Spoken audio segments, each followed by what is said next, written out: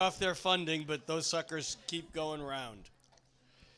So here's where we do 3 charts, and although it may feel as if we're doing them for you, we're not.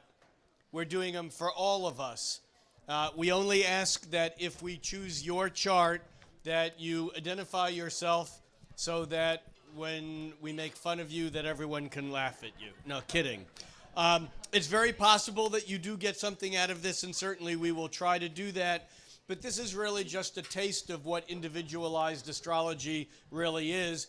And yet at the same time, we can all get a sense of how some of these larger rhythms may be impacting individuals here. So Jeff picked these charts blindly out of the hat or whatever. And Off the table. Off the table. And the first chart we have... Myopically, actually. Not blindly, but myopically. Whatever. And the first chart we have is Anne, who is a... We've lost... Oh, well, no wonder she doesn't know. Well, I like doing it that way. So, because I saw Just keeping somebody your clients in the dark. putting their name in as I was already running the 3 charts. The illusion of availability is usually better than real availability. I have, on your Facebook where you're allowed that one line, on my Facebook I've had for many years, exercise the illusion of free will. I quote you on that with clients. All right, now, Anne. Anne? Hi, Anne. All right. Not a lot of aspect lines. Look at that. No, they appear if you put in other aspects, though. Oh, I see. Which we're not going to. Okay. This is the simple version of Anne. Oh, she's a Taurus. She is the simple version of Anne. Anne was born with the sun in Taurus, arguably the best sign in the zodiac. And why do you say that, Jeff? Because it's my sign. We just needed the facts to substantiate it. It's our planet, Anne. And don't let those Aries Tauruses bullshit you. They're just... he said that one right. The April Tauruses. I'm sorry. April Tauruses are not real Tauruses. I'm sorry. You're just Aries who forgot to show up until it was too late for your sign. But you know what I find so interesting here is this chart seems to carry extremes of earthiness and fire. The earthiness is, of course, Taurus is an earth sign, and Anne's earthy Taurus sun is conjoined with rather earthy Saturn in Taurus. Now, that can be a powerful statement about guilt or responsibility. Saturnians often start life older and hopefully grow younger with time. It represents a different kind of Taurus, not my kind, the lazy kind of Taurus. This is the guilt-ridden, responsible, God, I feel so bad about it, Taurus. And yet, she has the moon in Sag, a combination you know well, Rick. I do? Your brother. A Taurus with a Sag moon. Yeah, right. yeah. Right. Who I just visited last week in New Hampshire. Right. But this is not just a Sag moon. This is a Sag moon with Jupiter and Neptune conjoined in Sag. Now, remember earlier this evening we spent a lot of time talking about the expansive and dreamy and idealistic and spiritual sides of both Jupiter and Neptune. Well, Anne has these 2 planets lined up in Jupiter's home sign, Sagittarius, which is, and along with the moon, this is the part of Anne that is very adventurous and is very uplifting and is very spiritually oriented, not religious, but spiritual. It's the part that always can see the upside of things. And quite frankly, in her chart, that's necessary because the Saturn on the sun always can see the downside of things. I mean, if the Sun-Saturn part is the parental control and guilt and the heaviness and the weight that one learns to just shut up and bear, the Sagittarius side is, okay, I'm going to be heavy and do what I have to and show up and be real, but you can't control where I'm going in my mind because that Sagittarius energy it's not physical. I mean, as Jeff said, the earth energy is fire. I mean, the earth energy, the Taurus energy is earth. And then this energy is all fire. Sagittarius is fire. But that's not enough fire. There's a Venus-Mercury conjunction in Aries that's even more fire. And I think that the fire stuff in your chart is a bit of a dilemma. You like it. It's fun. It's great. But then you worry that you shouldn't have, or you worry that you might before you do, or you just don't, and then you're pissed off at yourself that you didn't. And so there's an ongoing, remember we talked about the quincunx, that aspect of annoyance.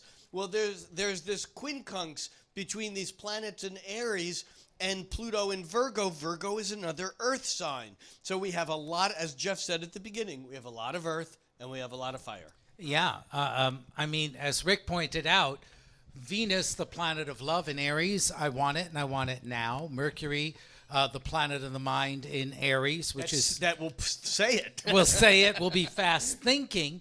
So that adds, but also Pluto at the bottom of the chart or close to it. Pluto, the mythological lord of the underworld, the Hades that Rick talked about earlier this evening, is in earthy Virgo, is very close to the bottom of the chart. This is like such a conversation between the optimist and the pessimist. You know, the earth isn't always pessimistic, but when Saturn and Pluto are strong, it has a tendency to be that. And fire, particularly Sagittarius, is so damn enthusiastic. But yeah, Rick is pointing to, he knows where I'm going. This guy's intuitive. I was heading towards that Aquarius. Why were you pointing there, Rick? Because I just wanted to remind you that's where you were going. Okay, we rehearsed this carefully. And Last one of the week. things, I'm a big fan of the moon's nodes. South node of the moon representing old patterns. North node of the moon representing a new direction for growth or integration, commonly used by Western astrologers these days. The south node is in fire. South node indicates past a little bit. Moon indicates past. So it's coming from a fiery place and going towards, on the level of the sun, an earthy place, and on the level of the node, both forward-looking, in my opinion, to Aquarius. And what earth and air have in common is logic. Just like what fire and water have in common is emotion.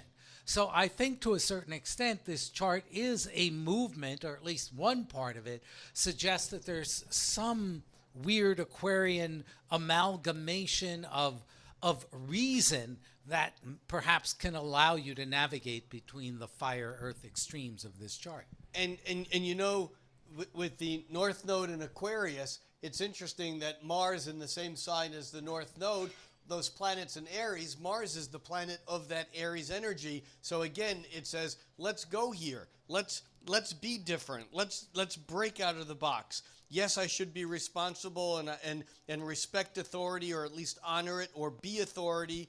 But the fact is that I'm moving toward a place that is about freedom of expression. And yet, when you put all this together, there's a part of me that thinks you should have been born a Brit. And I'll tell you why. Because the Cancer rising is a little bit embarrassed about the entire damn chart.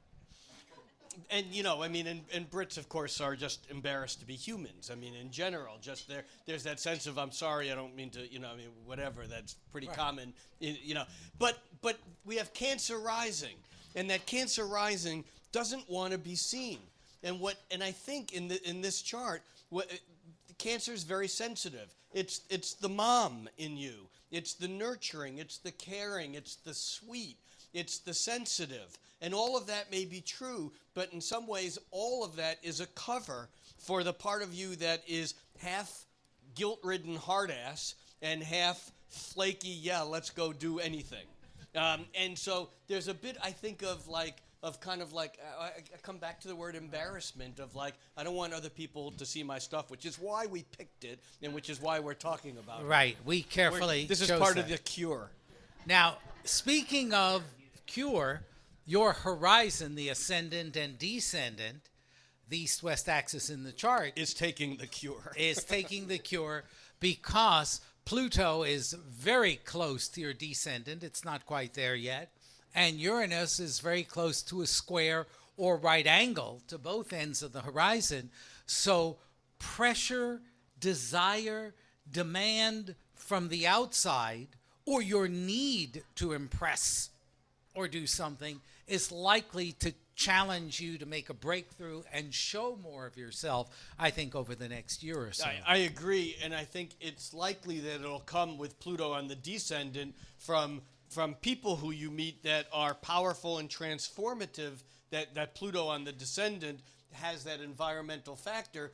But Uranus in Aries is also coming into trine the moon, which leads me to believe that the changes that you've wanted to make in your life for a long time will be so easy to make in the next year or so that you can't help but making them. Even if you decide they weren't such a good idea, doesn't matter. You're in the chute, and you're already in that process of change. So I want to point out one other thing. Mars is in Aquarius, the 11th sign. The North Node is in Aquarius, the 11th sign. Mars is trine Uranus, the key ruling planet of Aquarius, and the Sun is in the 11th house. Houses are environments. Signs are phases of psychological or energetic expression. And I think what that means maybe is you can have all the fun and freedom you want as long as it's good for the community, as long as it's good. The responsibility here is 11th house, Taurus. It is about a communal role, but as long as you make things better or meet your responsibilities there, your own freedom and creativity is great and maybe even contributes to that. All right. One thing we did forget that is the Uranus is also right now being opposed by Uranus. When we do charts like this live, we're basically seeing things as we're looking at them rather than with a client chart where we may have looked at them before. And the fact is that Pluto-Uranus square is right now at 9 and 10 degrees. So again, there's a sense of immediacy. There's a sense that you might be feeling right now of it's all unfolding in this moment, and I better not miss the opportunity, because if I don't do it now, I ain't never going to get the chance. Go for it. And you don't have to do it alone. You need creative colleagues, friends, playmates. Thank you. Thank you, Ann. Does that make some sense? A little bit. Should never ask that live with a real audience. Did that make sense? No, I don't have a fucking clue as to what you were talking about. Oh yes, I know.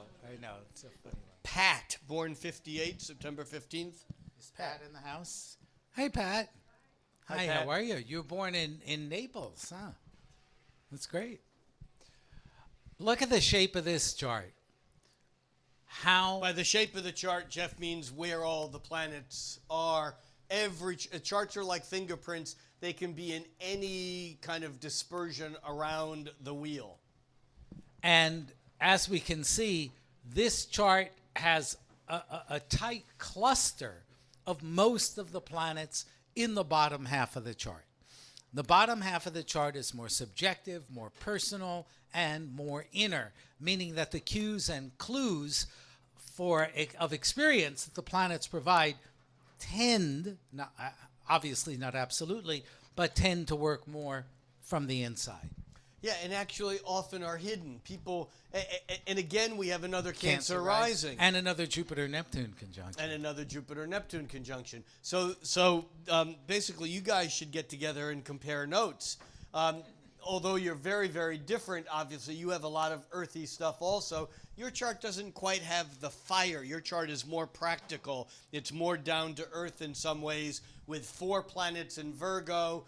There's a lot of intensity here, a real intensity around communication and possessions. And possessions don't have to be things. They can be feelings. They can be family dynamics. They can be history. They can be love. But there's a lot of intensity here with all these planets in Virgo and Mars in Taurus. Mars is, Jeff started to say, or he said this, but the fact is that Mars is the only planet that is what we call diurnal, or a daytime planet. It's above the horizon.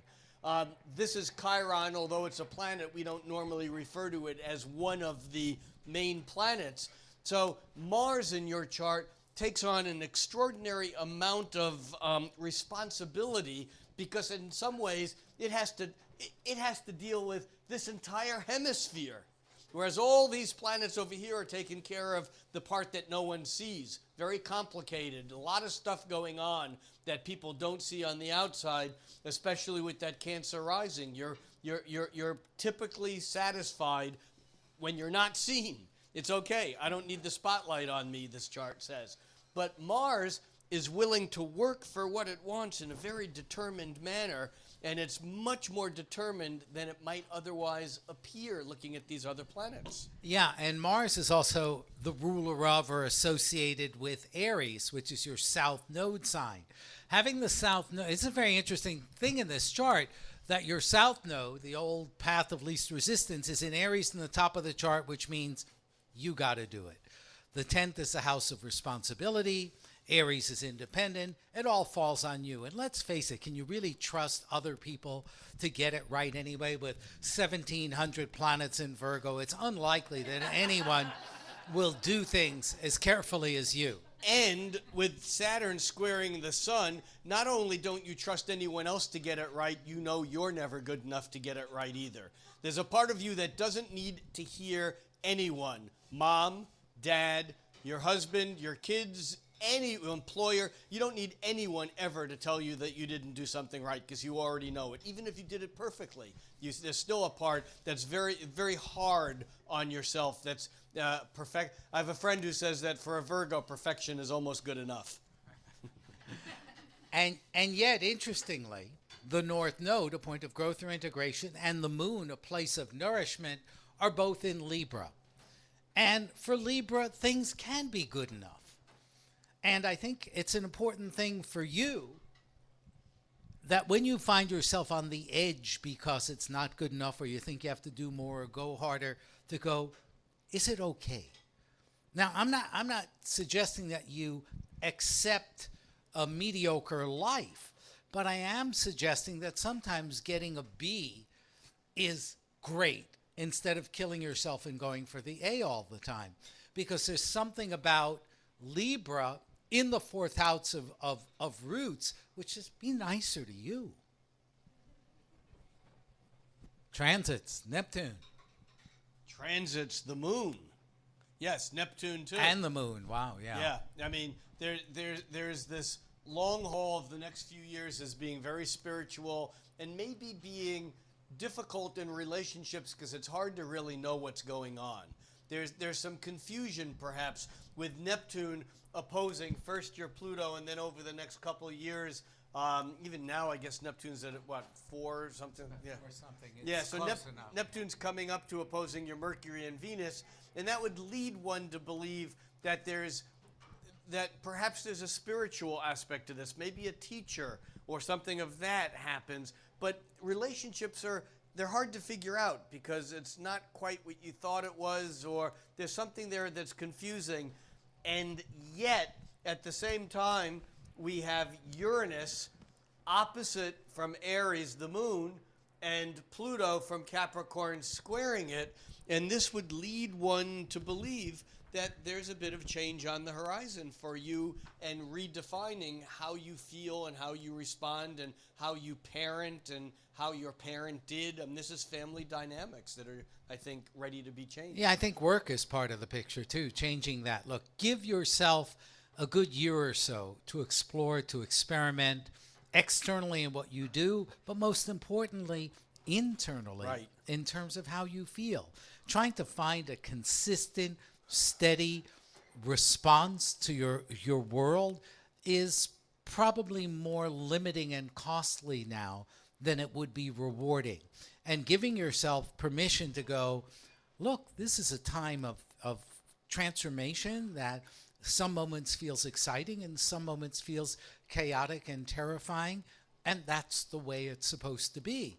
And keeping a looser hand on the controls is probably going to make life easier and take you further than trying to hold on tight. Thank you. Thanks. All right.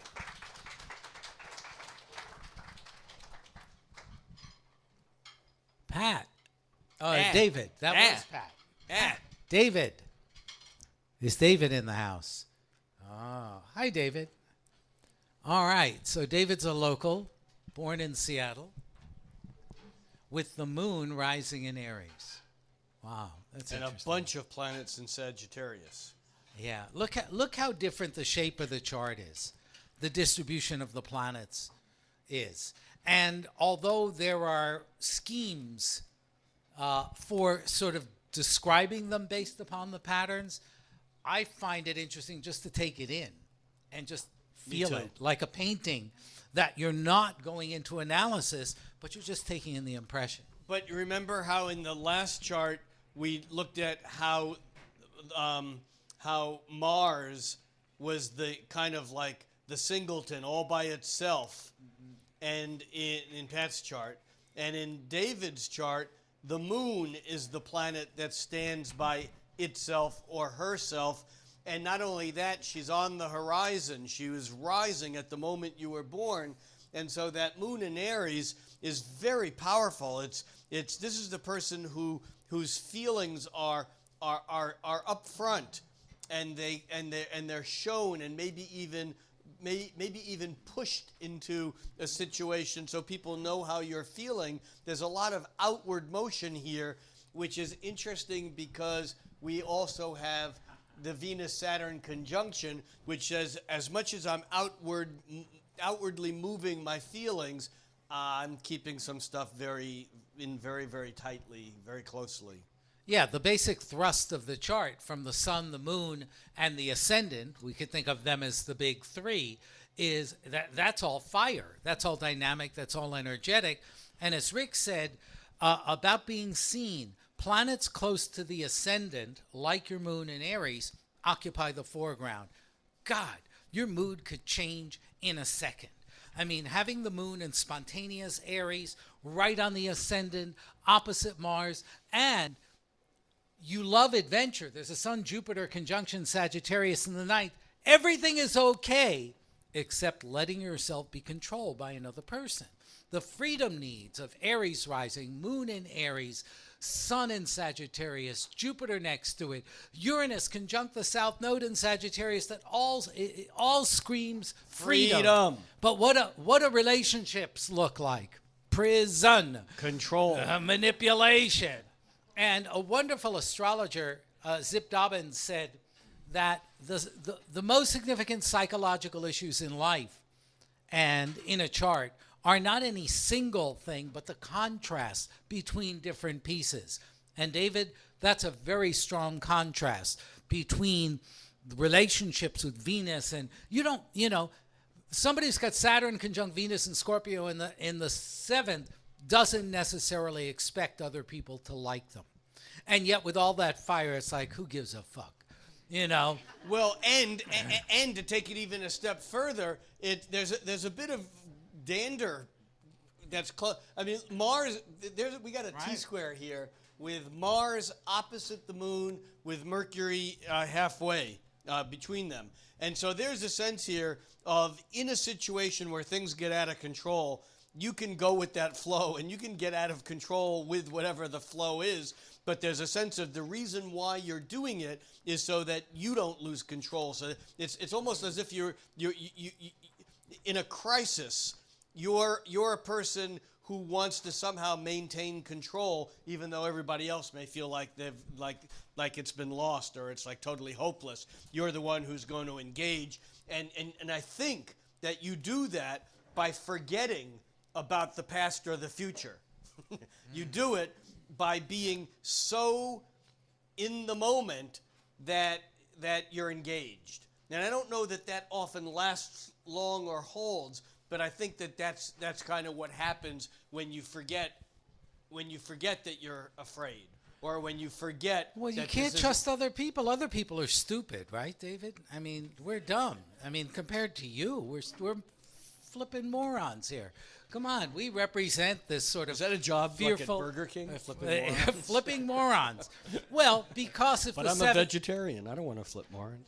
you've got Mercury, the planet of intellect, at the top of the chart, dominant position in controlling Capricorn. You've got all of this Sagittarius fire and awareness, and yet other people may seem like we're fat, doughy dumplings who, just are really slow to come around to the things that you figured out years before us. So, what I have to say about your next 2 years is it's good you're not wearing a hat, because if you did, it would take all of your attention to hold on to it. It's hold on to your hat. I mean, we have Uranus, which was here when you were born. It takes 84 years for Uranus to go around once, and over the next 3 years, Uranus will be lining up with your moon and then coming over your ascendant. Everything in your life is going to change. Now, what does that mean? It means that in some ways, for the last several years, you've been kind of like, I know the Space Center is closed and there's no rockets being launched, but there's typically months or maybe even years of preparing for a major launch. In some ways, you've been preparing for that launch, and it'll probably be 2 years down the road before ignition. But once ignition happens, if you've ever watched the launch of a big spaceship, ignition, and the thing doesn't move. You just see the fire. And then it starts to go, woo, and then it starts to move faster and faster. Well, in a way, you're not quite there yet. It's pretty close, though. Well, yes, but the vertical axis is getting hit. The vertical axis is getting hit. Yeah, I mean, you're right there. But I think the feeling is going to be that of impatience, which you always are on some level. And in fact, I think that Mercury. He wouldn't be if we were less retarded. I mean, frankly, it's our fault. Speak for yourself. It's our fault. It's not his fault. It's your fault. It's not my fault. Well, what's happening, the timing, David, is that Uranus and Pluto's at the top of your chart. Uranus is making a right angle. Then that's 9 degrees. Then 12 degrees of cardinal, then 15 degrees, and then 18 degrees. And then 20 degrees. Right. So this chart is going to kick. And the good thing for somebody like you is it means the sky's the limit, which is probably too much of a limit for you, but it's the best we can do in this planet. It's like you've paid for an e-ticket at Disneyland and you got the gold star on it, which means that when you get to go on Space Mountain, you get to do it after hours. The music is going to be at 3 times the volume, and it's going to be going twice as fast as normal, and you're on mushrooms. And I want to say something positive about this complex. No, it's rock and roll. This is rock and roll. Huh? Right. But I want to say something, baby. David, something about the 7th house, the partnership area of the chart. While we sort of emphasized the repressive qualities, particularly in relationship to the rest of the chart, it's important to be able to use the limits and the narrowness and the practicality and the negativity or fears of other people to help you consolidate. There's something about that challenge in relationship which although it's annoying and slows you down, if you're willing to struggle with it, will fill you up with more fuel so that your rocket will be able to make it as far as you want it to go. Yeah. Good. All right. Thanks all. Thank you all. Thanks, Soul Food. Thank you, Julie. Thank you, Rick. And see you next month. And before we go, I know I should have said this earlier, but I forgot. Next Thursday night, I'll be speaking at the Washington State Astrology Association. They meet over on Lake Union near Gasworks Park. And you can send me an email. I'll have business cards up here. You can just come and take one, and I'll send you information about it. It's a little bit more technical. It doesn't require that you're going to be an astrologer, but this is an organization that's been meeting monthly for 35 years here in Seattle, and they're astrologers and astrology students, and I'm the monthly program. What's the topic? It's called an astrological potpourri. And we're going to be talking about several different things. There is no So topic. there will be pot and poor people involved. I don't. In what form we don't know. So anyhow, if you're interested, I'll have business cards here. It has my email on it. Send me an email, and I'll send you a link with the information online. Facebook has, I think there's an event page set up for that already. It's a week from tomorrow. It's a week from tomorrow, next Thursday night, Washington State Astrology Association. And thanks, Jeff. Thanks, Soul Food. Have a great month. Get another round of coffee before they close down shop. Are we closed? Yeah, that's what I said. Last call for coffee. Spend your money here, and thank you all.